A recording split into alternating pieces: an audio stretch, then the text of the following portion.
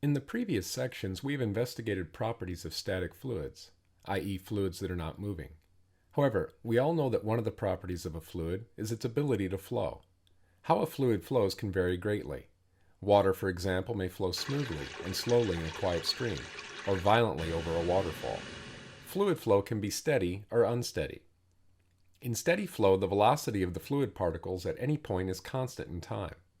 Consider a stream of fluid as shown in the figure. If the velocity of the fluid particles moving past point 1 is plus 2 meters per second, and the flow is steady, then the velocity of all the fluid particles moving past point 1 will be the same, or plus 2 meters per second.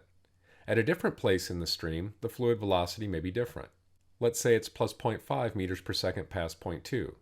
But as before, if the flow is steady, then the velocity of every fluid particle moving past point 2 will be plus 0.5 meters per second. Unsteady flow exists whenever the velocity of a fluid particle changes as time passes. One extreme type of unsteady flow is called turbulent flow, which occurs when there are sharp bends or obstacles in the path of a fast-moving fluid. This type of flow occurs in water or streams and rivers used for whitewater rafting, for example. Fluid flow can be compressible or incompressible. Most liquids are incompressible, meaning the density of the liquid remains constant as the pressure changes. To a good approximation, liquid flow is incompressible. In contrast, gases are very compressible. However, there are many situations where the pressure of a gas remains constant enough that its flow can be considered incompressible. Fluid flow can also be viscous or non-viscous. A viscous fluid, such as honey, does not flow easily, and it is said to have a large viscosity. The flow of a viscous fluid dissipates energy. The high viscosity prevents neighboring layers of fluid from sliding freely past each other. Likewise, a fluid with zero viscosity can flow unhindered with no dissipation of energy.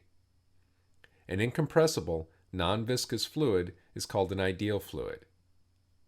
When fluid flow is steady, the motion of fluid particles is often represented with streamlines.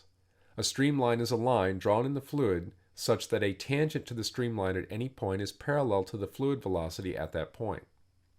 This figure shows the velocity vector at 3 different points along a streamline in a steady flowing fluid.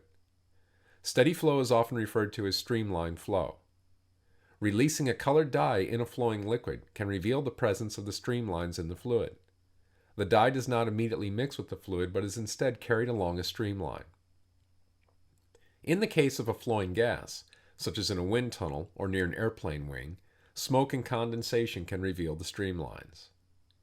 During steady flow, the pattern of streamlines is steady in time, and no two streamlines will cross one another. If they did cross, then every particle arriving at the crossing point could move in multiple directions, thereby changing its velocity. This would violate the condition of steady flow. In the next sections, we will see how the motion of a fluid affects its pressure.